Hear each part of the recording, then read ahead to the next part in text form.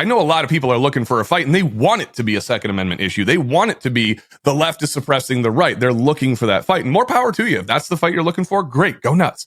But I think if we want to have any success, we have to not compromise, but we have to be creative. Welcome to Gun Owners of America State of the Second podcast. I'm Kailey. And I'm John, and today we're joined by Tyler from Tundra Tactical. How are you, brother? Hey, guy. I'm doing great, guys. Thanks for having me on the show. So tell us a little bit about yourself, your background, how you did this, that, and the other. Where do we start, man? I usually kind of introduce myself to people who don't know us as the evil in the industry that has to exist. Of course, that's a joke. We are satirists. My name's Tyler. I'll say I do this thing called Tundra Tactical. I do it every day of the week. It's my full-time job. We put out silly content that makes fun of stereotypes in the gun industry. And I've been doing it, I don't know, with the team for probably 9 years now, coming up. Yeah. So let's get into this. We're going to start off with rapid fire questions. So I'm going to ask you 5 questions. You just say what comes to your head, and we'll go from there. First thing, pineapple on pizza, yes or no? No. All right. Next, do you watch more TikTok or YouTube? YouTube. What is your most watched content creator? Fat electrician. Okay. Last impulse buy. Yesterday. All of that. You see all that behind me? All of that. Literally yesterday. Most recent gun you bought? Boy.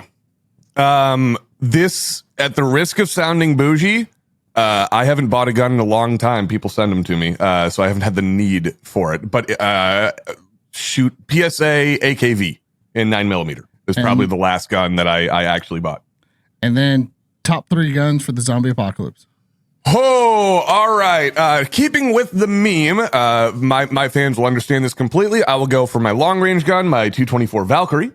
I will go with my baby build, my AR, my standard AR in 5.56.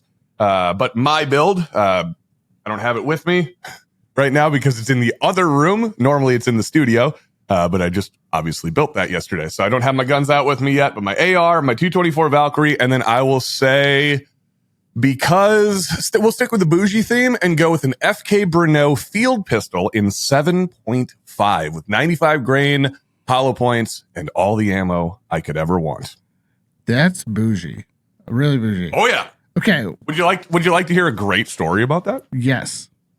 All right. So a while ago, Elvis, formerly of FK Bruneau US, reached out to me and said, "Hey, you want to test out a PSD?" And I just gotten done talking with Rob Pincus. I think this was before everybody realized Big Daddy was insane. The company of Big Daddy Unlimited was insane. And I was out at their shoot. Already got it. Thank you. I was out at their shoot and I'm talking to Rob Pincus, and Rob's like, "Hey man, have you checked this thing out yet?" "No, what is this?" "It's some European crazy pistol." And I go, "A European crazy pistol? This is the greatest thing ever. I'm so excited. I cannot wait to shoot this." Puts it in my hand. I was like, "What in the holy heck did you just hand me?" And he breaks down to me the idea behind the field pistol, or the PSD in this case, and the 7K, being able to it's the do everything handgun. You got AK-47 ballistics on a 95 grain bullet out to about 100 yards out of a 6-inch barrel pistol. I mean, that's witchcraft if I've ever heard it. So I immediately get hooked on the idea. And when I get hooked on the idea, I passively sell it to everybody around me. And 4 of my family members bought PSDs, and my dad bought a freaking $7,500 field pistol 6 months later. So FK Bruneau US and I got very good friends very quickly. Thank you. Yeah, that is a that's where that obsession with the FK comes from. I mean, that is an interesting gun. It's like a CZ75 had a baby with a Hudson and decided to put out the power of a AK. A nuke. Yeah. Yes. Yep, just nuke. At whatever's in front of you, it doesn't exist anymore. Kailey, I kid you not, this pistol will take down an elk at 300 yards. They have video of it on their website. That's awesome. Like, this is insane. So we're talking about, who you are, and you're talking a lot about your humor and things like that. So why do you guys do what you do? Your humor and the gun content that you make, you guys are funny, you're satire, you make funny things up. Like, why do you do what you do? First of all, beautiful leading question, interviewer. Why do I do what I do? We felt it was necessary. a while ago. Not necessarily as necessary today, but back when we started 10 years ago, outside of FPS Russia and like Dugan, who was doing comedy gun content? Very few people were, and very few people were doing it on a successful scale. So the original idea of Tundra came from wanting to be creative and wanting to have an outlet to express creativity in the firearms world, because I went to school for audio engineering. So originally I wanted to be a musician, and I wanted to work with microphones and, tune rooms to sound and, I don't know. I got to meet Coolio when I was in school, which was kind of dope. And I was like, that was fun. I want to do that again. Turns out the music industry is totally screwed. And I walked out of school at some point in time, but I wanted to continue to express that creativity. And Tundra effectively became the outlet for it. So I knew very quickly that I was way better at being stupid, way better at being dumb and funny than I was at trying to convey serious information. And so I figured, well, I like to entertain people. I like to put a smile on people's faces. What better way to do that than get a camera, talk to it, learn how to talk to it, because believe it or not, that's a freaking skill. And I don't know, just try to make people laugh. I came across just very serendipitously a former 82nd E5 sergeant. Things are falling off my walls. Wonderful news. And he ended up starting to write for me. Brilliant writer. Actually, he writes for like 4 magazines now.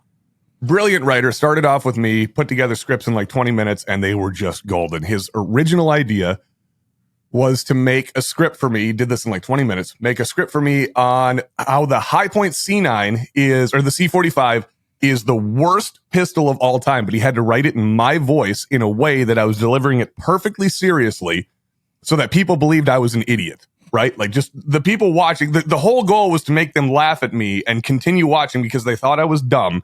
And then there was a statistic that we referenced that was so obscurely ridiculous that they had to realize that the joke is now on them for thinking I'm stupid.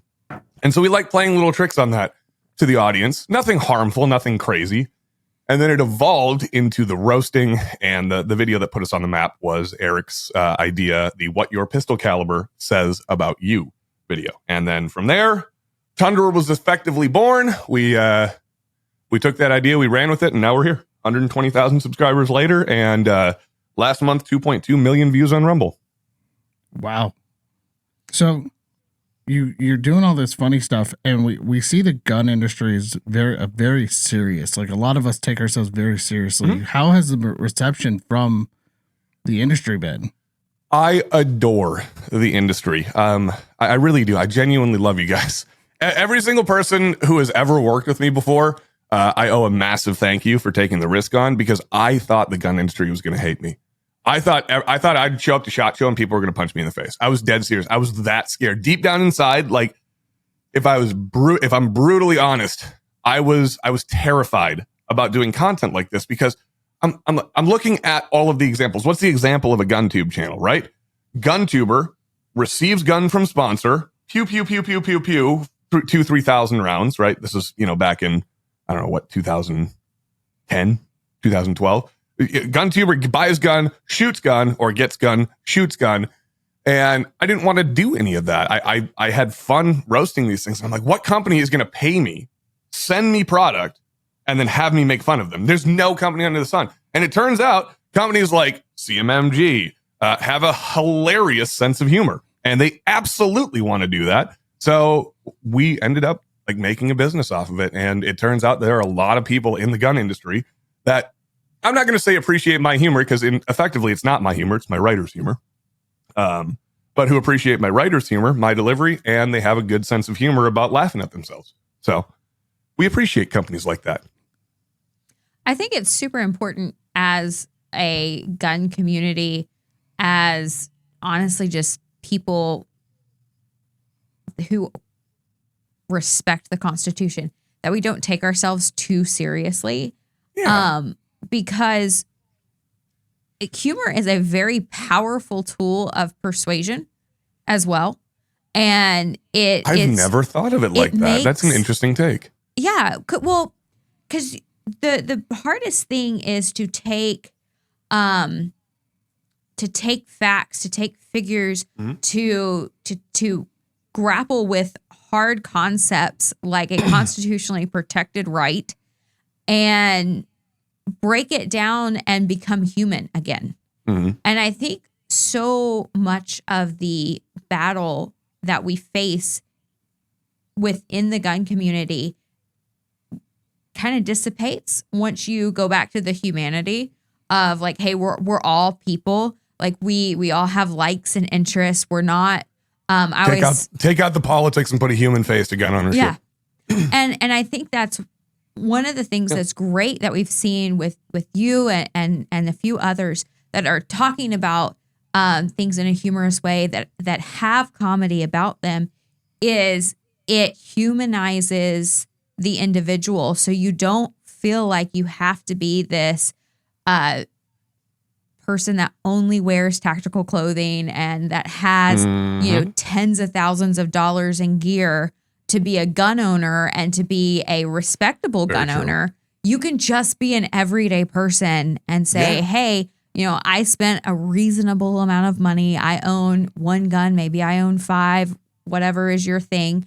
And I belong to this group too. And I don't have to wear tactical pants to do it. And I think comedy allows for the space to grow in a way that facts and figures never will.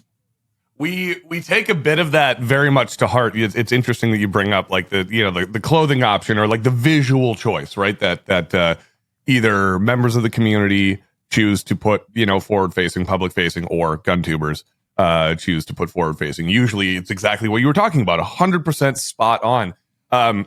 There's a bit of a joke we make that we're the only gun channel on the internet right now that doesn't do any actually shooting. And if you ever do see me shooting, it's an AI construct. My fans have built up this whole fan fiction about me actually being an AI construct. There's a whole story about it. And so I never actually go shooting. I totally spaced. Where was I going with this? Shoot. What were you just talking about? Clothes. If you do catch a shooting video where my AI construct is shooting, you'll notice that I wear a lot of dad gear under my plate carrier. Like I've got New Balances on, or like I always make a choice from like a wardrobe perspective. If I'm on the range, I always make a choice that's completely wrong and it stands out for that exact reason. It's just like, oh look, he's running like a Spiritus kit, nice AR, helmet, nods, and then New Balances. Like it's just weird, right? And that's funny to me. That is funny to the 1 or 2 people out there. It's a joke for like 2 people because 2 people are going to see it and they're going to be like, ha, that's great. And if only those 2 people see it, I've done my job.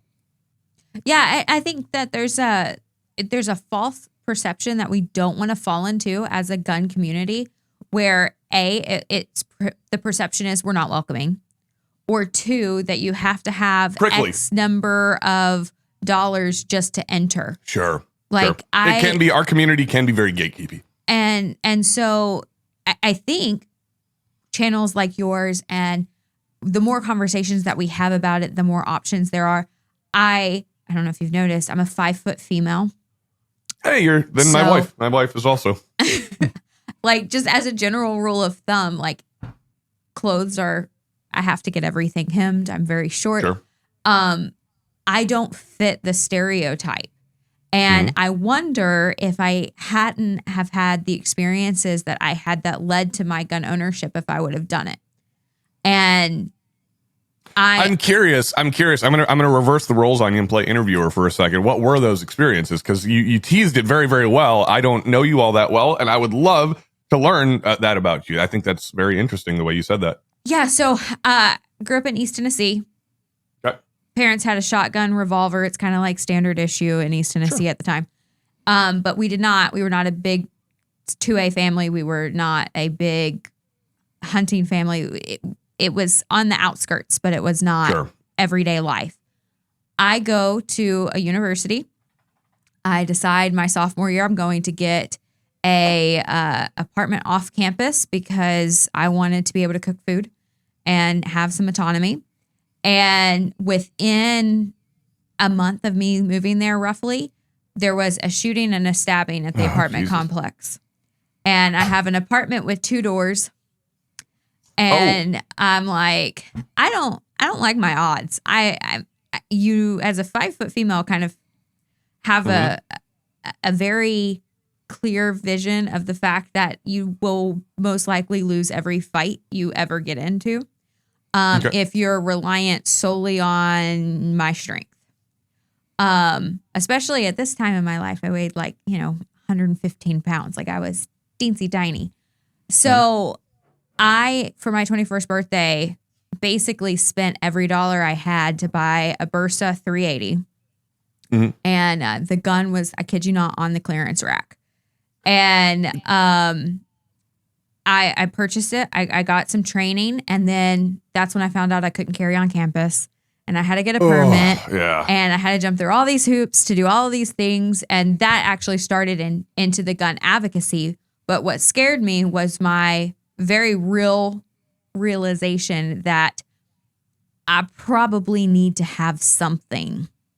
Sure. You bring up such an interesting point about the challenge for if you don't fit the mold, or if you don't maybe, for instance, like if you're not a college student, right? If you're not a poor, broke, young college student and you got a bunch of money, sure, firearms are easily accessible, training easily accessible, permits easily accessible. But when you are that new kid starting out, first time away from home, 18 to 21 years old, and you find yourself in that situation, it's unbelievable to me as an American citizen that you are not allowed and afforded the opportunity for the first time out in the wild, alone by yourself, to protect yourself with a firearm. I think that's absolutely asinine.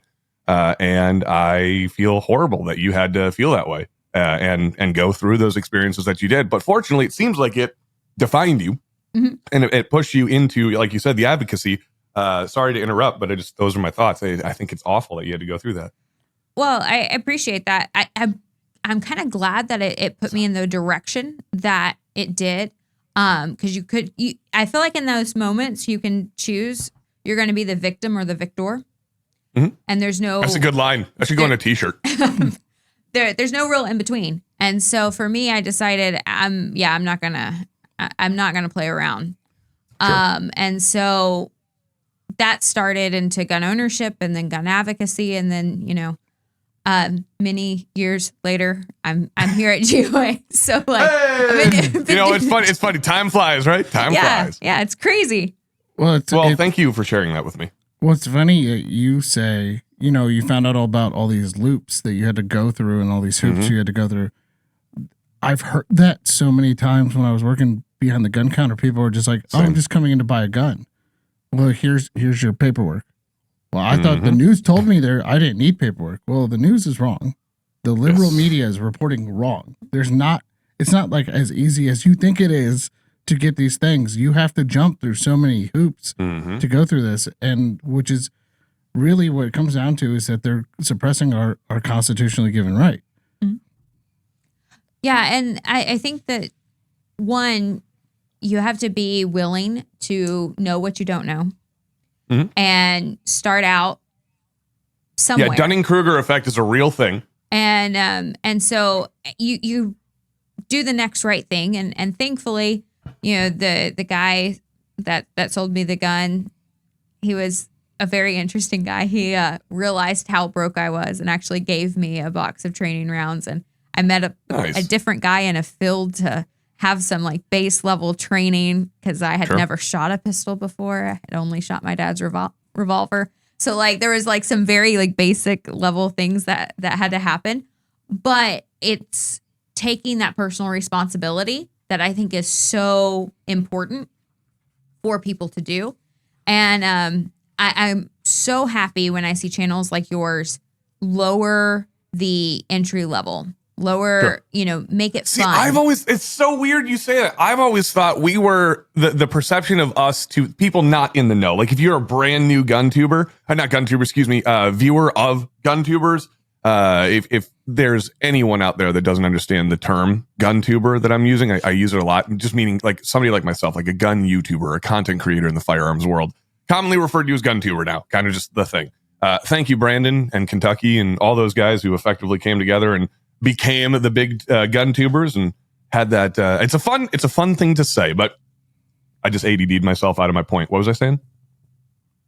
I'm terrible at this. Shoot. Entry level On ramp I to the remember Second what it Amendment. was. Yeah. I was always afraid that when like new viewers or new shooters would come and watch our videos, the last thing I want to do is hurt the firearms industry. Like, I love making fun of it, but I do it with so much love.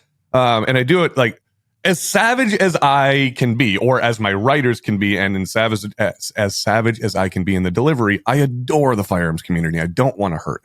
And so I have always been afraid, and I'm sure this has been the case, that we do have a bit of a prickly on the surface demeanor. I do try to turn it up to 11 so people realize right away it's a joke, but it's the internet. People are idiots most of the time. Hello, useful idiots. And but you probably want to beat that out.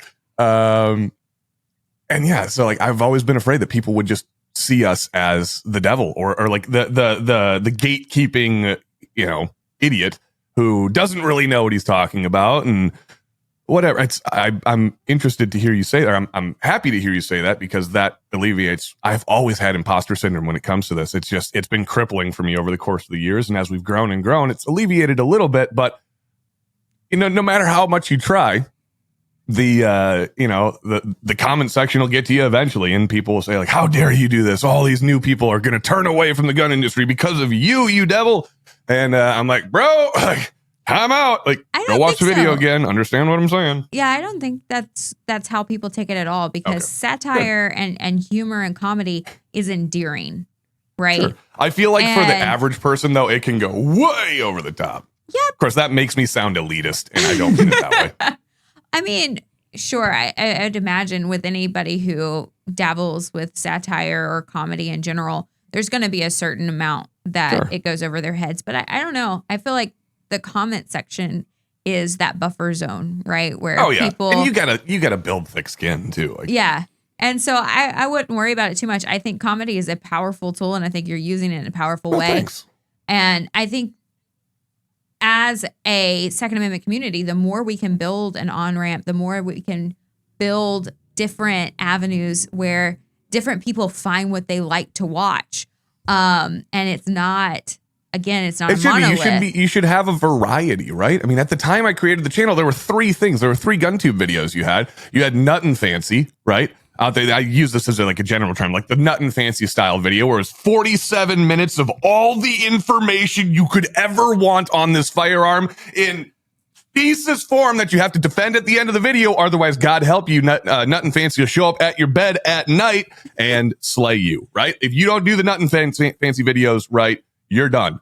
So there was that video. Then there was the guy, Jimmy from work, who propped his iPhone up 2 lanes over and then just shot for 20 minutes and didn't say a word to the camera. And then what was the other one? Hands down view, like the tabletop review where you just see somebody's Vanna hands. They're doing the Vanna white move and showing you how to. All these videos are great. I'm not criticizing them in the least bit. I'm just saying they were all the same. They were all derivative. And I don't know, back in the early aughts, which I love saying, by the way, can that just be a thing? Like early 2000s, we just called the early aughts, which just sounds classy and amazing. But back in the early aughts, it was not changing. And then all of a sudden, there's FPS Russia and Dugan and gun content became fun. Like it was, you're like, wait a second, we can have a good time while shooting? We can do skits? Are you joking me? And I immediately get on the phone. I start calling people up and I say, I've got so many ideas. Who wants to help? And everybody said no. Everyone's like, you're an insane person. And out of the blue, this is a story of serendipity here. Out of the blue, I get a phone call from a guy I hadn't seen in probably 18 years, who was my childhood best friend. My parents, or his parents and my parents, dated growing up in high school, split, went separate ways, married other people, then came back, and those couples became best friends. So I grew up together. I've known this kid since I was, 2 years old. Hadn't seen him for like 18 years, and he calls me up out of the blue. Now, bear in mind, I'd spent 11 years in the military at this time. I have a big freaking beard. I look totally different. Well, maybe not big, just a beard. And I look totally different. He calls me up. He goes, Tyler?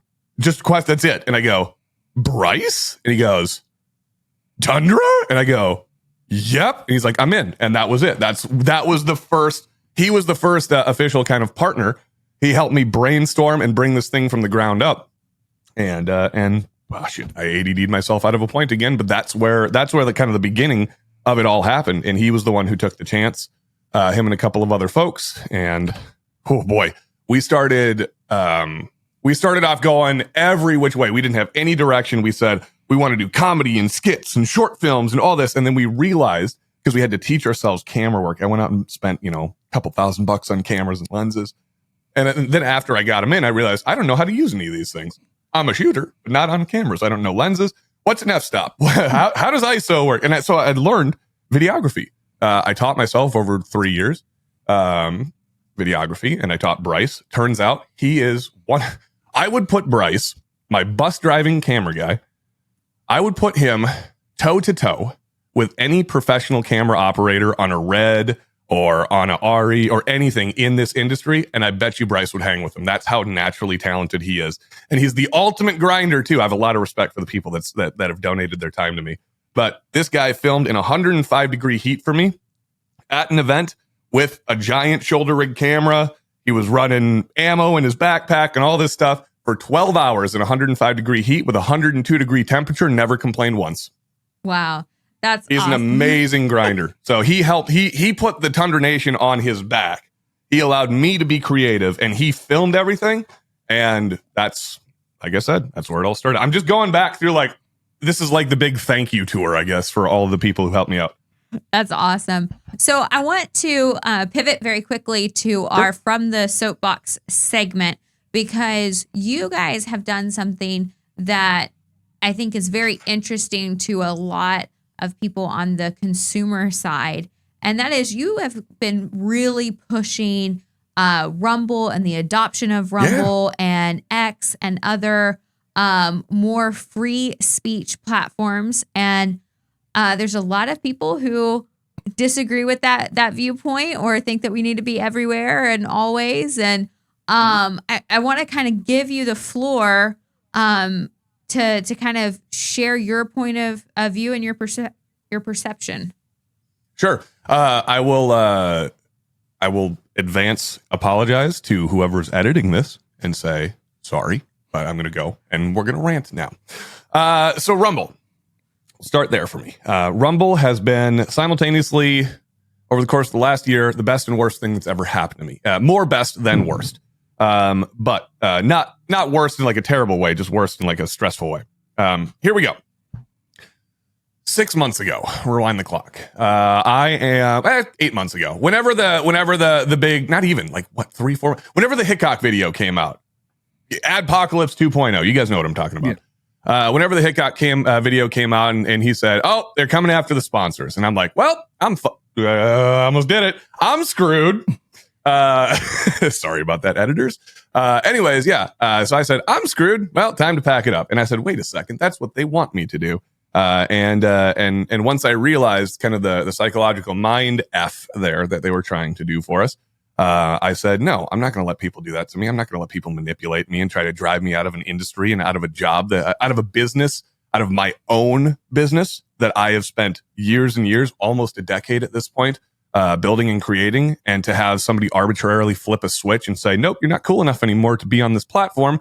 We're not going to kick you off. We're just going to not let you be seen to other people. I said, no, dog, that's probably not going to work. We're going to do a lot of stuff to make your life miserable. And so I remembered that all of these people in the comments section been, Tyler, why aren't you on Rumble? What's going on, man? You're doing all this complaining about YouTube and you're not doing anything about it. And that hit home to me. I said, you know what? Holy crap, I'm being a gigantic B word here and saying, oh, the industry should do this and the industry should do this and the gun tuber should do this, but it should be Brandon doing it, or it should be Kentucky Ballistics doing it, or it should be Demo Matt doing it, not old Tundra, because once again, imposter syndrome, I always have this, it's getting better, by the way, but I just never think people listen to me.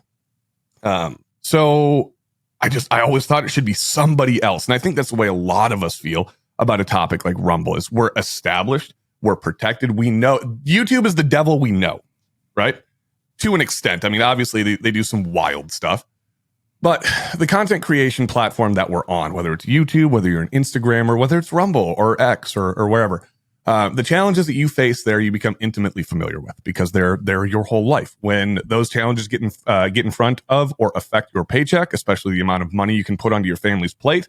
I have a beautiful, adorable 5-year-old daughter who is my entire world. And I hope you can see that in my face when I say it. She is just everything to me. If somehow I woke up one day and I didn't have her anymore, my life just wouldn't be worth living. And I do everything that I can in my power to provide her with the best opportunity that she can. I'm not going to hold her hand and I'm not going to pay her way through life or anything, but I'm going to teach her the valuable lessons that were not taught to me so that she can grow up in her own unique time and set of challenges, I'm sure, but she'll learn how to become her own woman. But hopefully one day I'll be able to hand over this channel to her when she turns 18 or 20 or 21, or I decide to retire and I get to hand her over $1 million paycheck every year. That's what I want. That's what I want for her. That's the whole reason I do this. I mean, I love the Second Amendment. It's phenomenal. It's the best thing ever. But this is getting into dangerous territory. I don't want to say she's more important because our constitutional right should be the most important thing on the face of the planet. But you have to have motivation. You have to have motivation to defend that, because what the left is going to do is they're going to get you death by 1,000 paper cuts. They're going to take you down a peg or two. They're going to kick you in the shins 200 times to the point where you say, ow, that's starting to hurt. I don't want to do this anymore. And you quit. So you have to have that extra motivation to fight through those painful moments. When the chips are freaking down, you got a deadline to meet, and you look at your YouTube earnings and they went from X number of dollars. Shoot, I'll say it. I'll put it out on the record. I was making like $2,000+ a month with YouTube. $2,300 would be a good month for us. Hickok video comes out. A month later, I was at $250. Never changed my release schedule. We got shadow banned into oblivion because we immediately called YouTube on their BS. And just like everybody else did, I'm sure we're not the only people that did this, but our videos went from getting 400,000 views a month, 500,000 views a month. Now we're under 100,000 views. So I had to do something. If I was going to keep that dream alive for my daughter, we had to go somewhere, right? And very fortunately, I'm going to give a little plug here to some friends who they're not so much part of the 2A community, but they're very adjacent. It's another podcast. You guys should reach out to them too. It's called the I Came With Fire podcast. It's run by a active duty Green Beret who is, for OPSEC purposes, we'll just say indisposed currently. But the co-host is also a U.S. Air Force Security Forces troop, or former U.S. Air Force Security Forces troop. And they introduced me to the idea, not introduced me, but they sold me on the idea of Rumble. And they said, holy smokes, buddy. We hopped over. We're having a ton of success. We just had something like this. They just had me on the show, and we gelled really, really well. Became very good friends very quickly. And they said, "Hey, man, we met somebody over at Rumble, pretty high up in the chain. I'm not going to use names here, but you know who you are."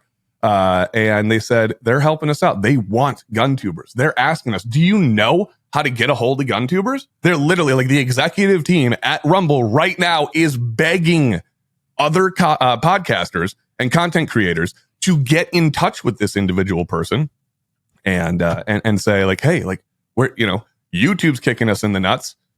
We need to go somewhere else. Where are we going to go? And so ultimately they convinced me to give this guy a shot. I give him a call. He pitches me the idea. He says, hey, you're a valuable asset to us right now. We would like to help your channel by giving you a boost on Rumble, which we absolutely do. I won't hide that at all. We've had a lot of success, but they're also helping us out because they see us as a way to prove to gun tubers that there is an audience. When I'm getting 120,000 views in 24 hours, that's not just boosting, right? Like there's an audience there. 120,000 views means there's a lot of interest in 24 hours. So yeah, man.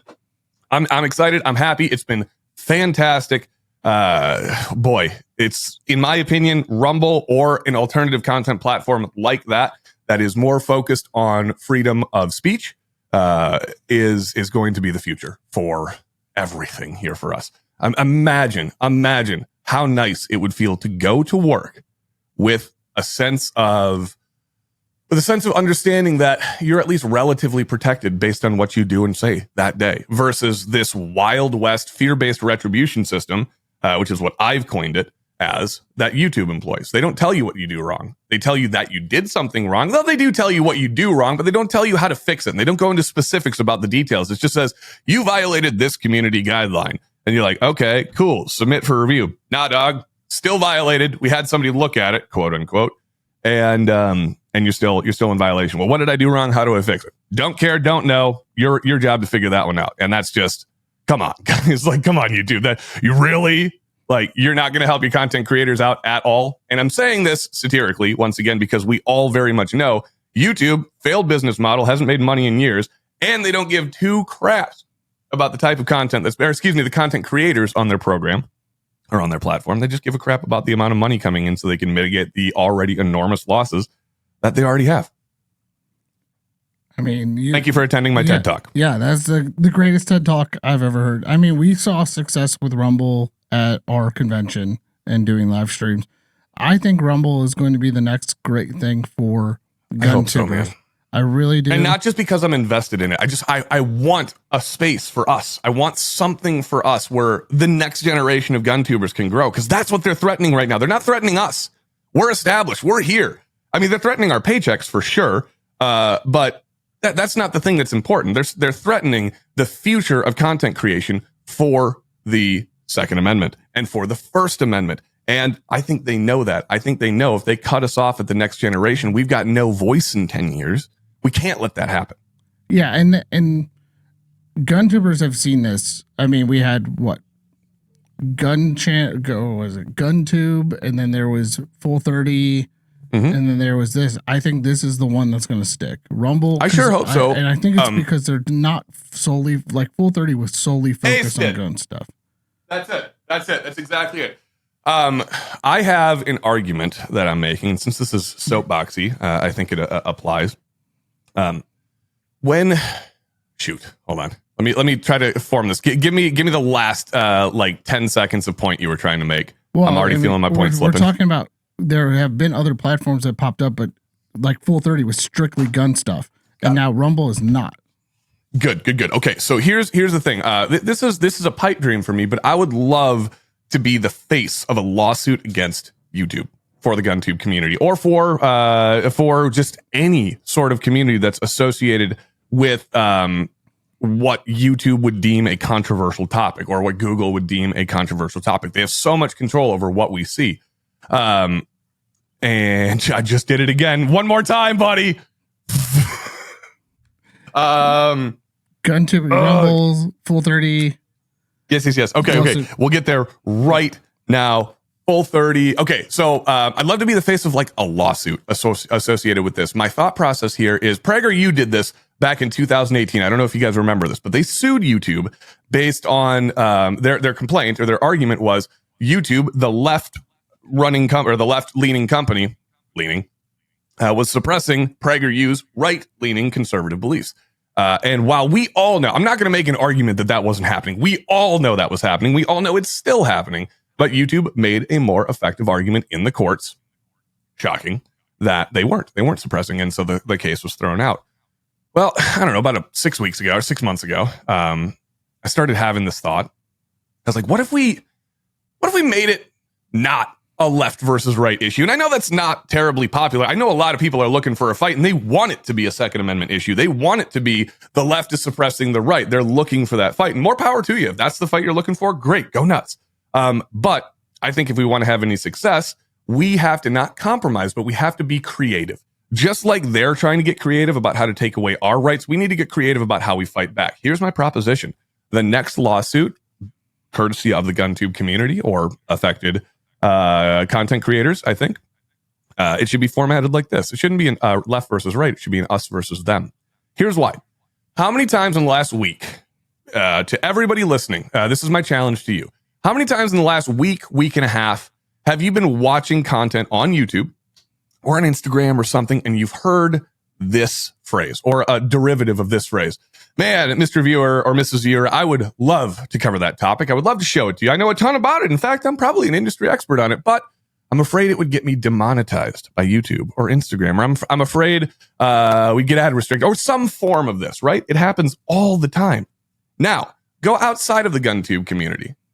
It's starting to happen more and more there too. That fear-based retribution system that's been used to attack and not cripple, but, sting our industry and our voices a little bit is now being used. You're seeing Linus Tech Tips say stuff like that. I mean, he's weighed in. Have you guys checked that out? He's weighed in on YouTube's attack on gun tubers. There is on his WAN show. He did an in-depth. John Patton from the Gun Collective does an absolute great video. Check it out. Somebody can link it, hopefully.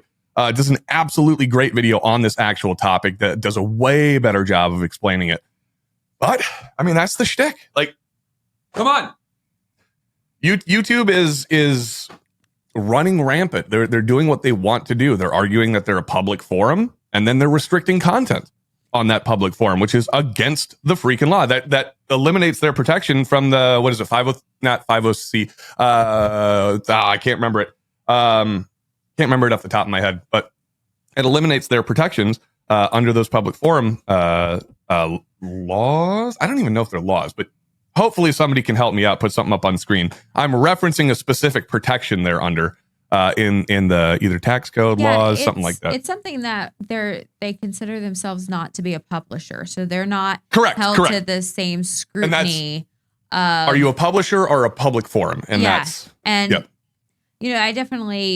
think that whatever is the next iteration, we have to be, one of the things that I agree with your point about Rumble not just being guns is a good thing, is because, again, we as a Second Amendment community need an on-ramp.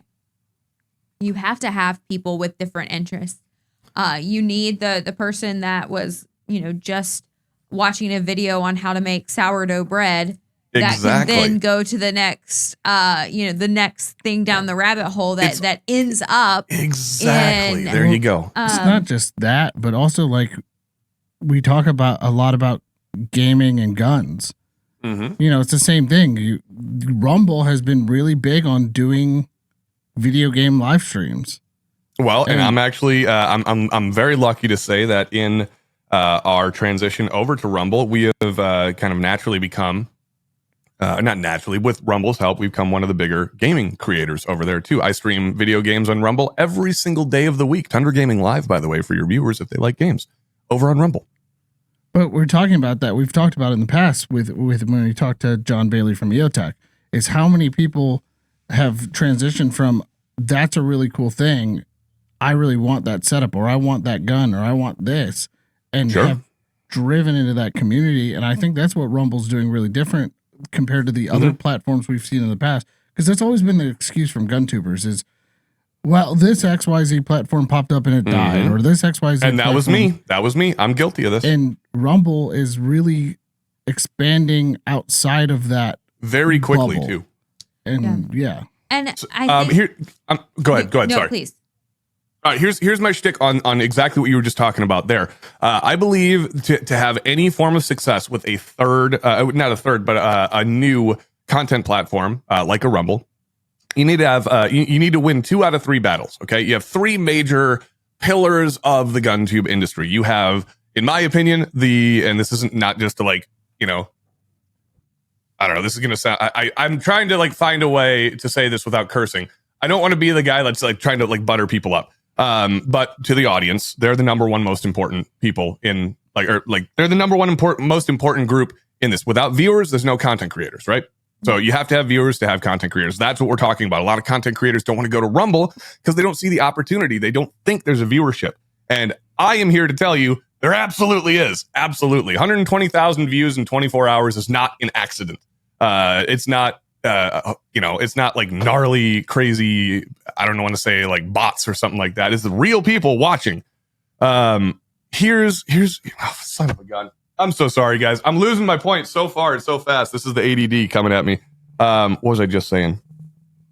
Viewers. Oh, my goodness. Audience. Yes. Okay. So 3 pillars. So number 1 most important pillar is going to be the audience. Without the audience, there's no content creator. The number 2 most important pillar is going to be, at least not most important, but the number 2 pillar is going to be now the content creator. The 3rd pillar is your sponsor, your advertiser. You nail 2 of those 3, audience, creator, you bring the sponsors over. So you only need to win 2 of those 3 battles. So if the content creators see the opportunity over at Rumble, or I'm not even going to say see, but if they're aware of a state of opportunity over at Rumble, and there's an audience over at Rumble, now we just need to get people to start migrating and testing the waters.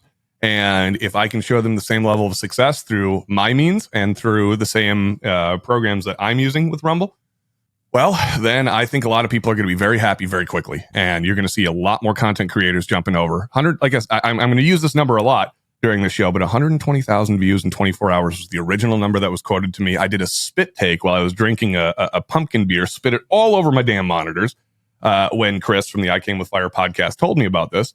And I said, I was middle of the live stream too, put my mouse down, walked away from my computer and said, "You've got my attention." And I said, "Megan, can you do the live stream for me?" Wife stepped in, did a live stream for like 2 hours, and we hashed this thing out. I thought he was lying to my face.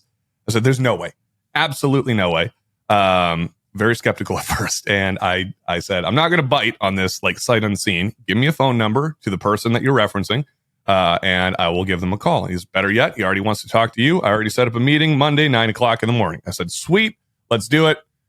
I get on the phone call. Let's just say they did a very effective job at proving to me the opportunity was real. They didn't quote me a single number. They didn't say, "We're going to do this for you." They said, "Hey, we're going to put you on the front page of Rumble for 1 day.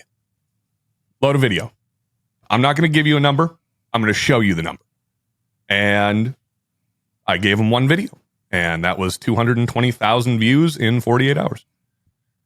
So that got me hooked. And I said, "All right, now are all my videos going to do that?" He said, "Yep."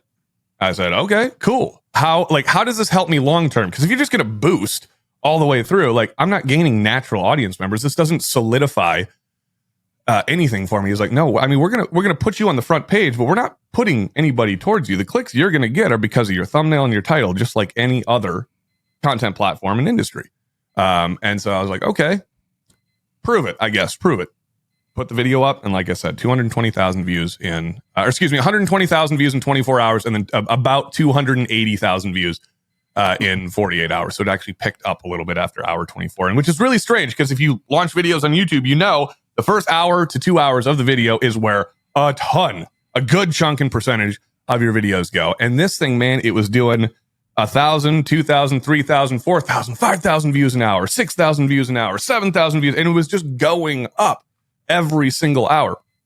So I adore those guys for what they're doing and giving us the alternative option. It is huge. I encourage you guys to check it out. If you have any questions, you can reach out to me. It's Tyler@TundraTactical.net. I love a couple things that you brought out, and then we can kind of give the floor over to you for any last minute things that you want to push. But it isn't that we are abandoning ship at. Oh, this is a great point. Yes, this is a great point. At YouTube. It is not that we're leaving potential people behind, because that's not the intention. There's something that I think we always want to find, whatever is the governmental solution. Mm-hmm. And we want to hold people accountable and just as a general rule. But that's not always the solution. And what you're going to see as Rumble grows and as more content creators and sponsors move over to a Rumble, you're going to see things change at YouTube, is my prediction. Because they're not going to want to lose the eyeballs. Because guess what?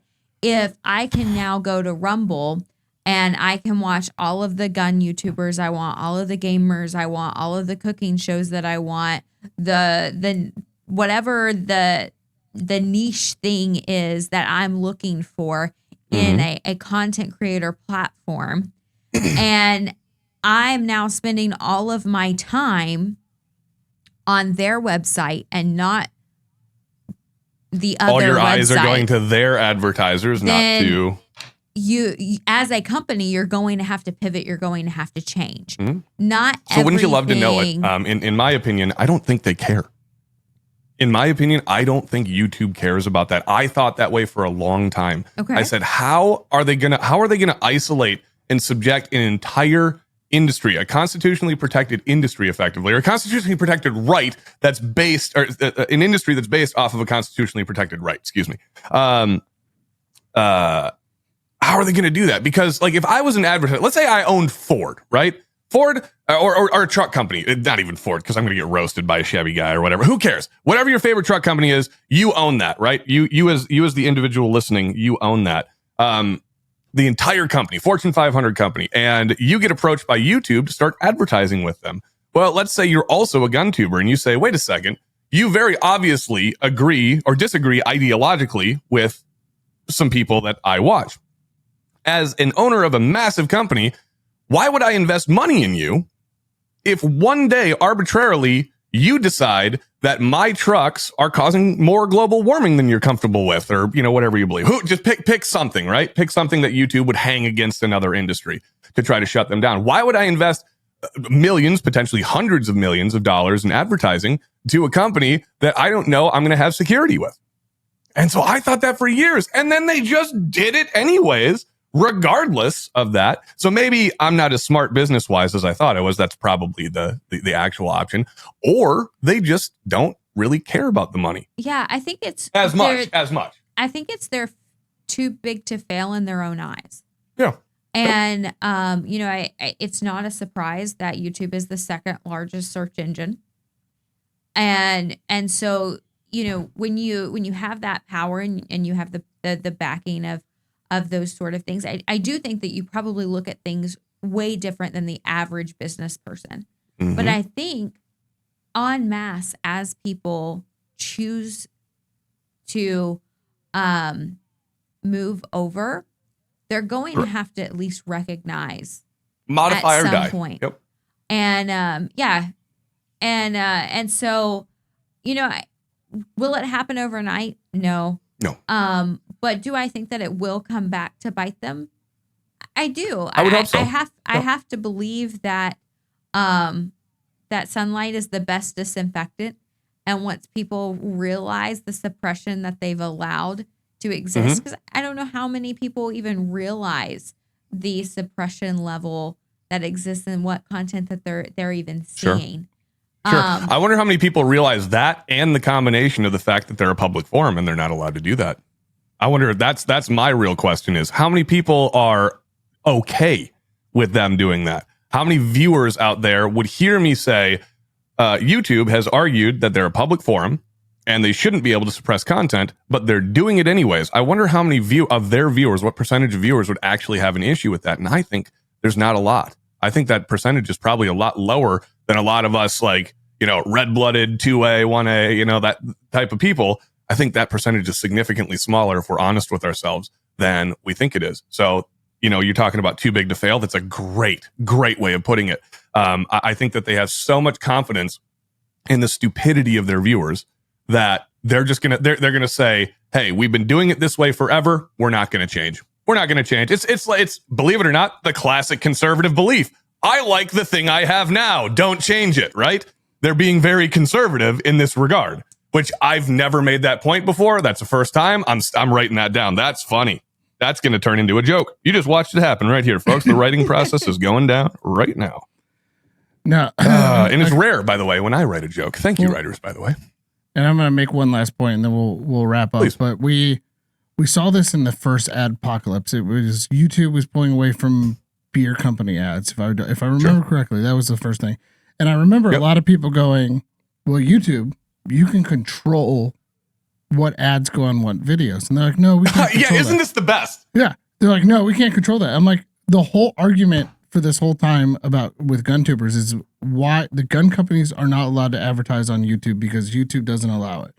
But if the YouTube would allow gun companies to put advertising videos or ads in GunTube's thing, and they can control where those ads go, but they say they can't control where those ads go.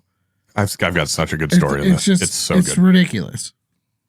All right. So, I don't know, maybe 3 months ago, I ran a holster ad on one of my videos.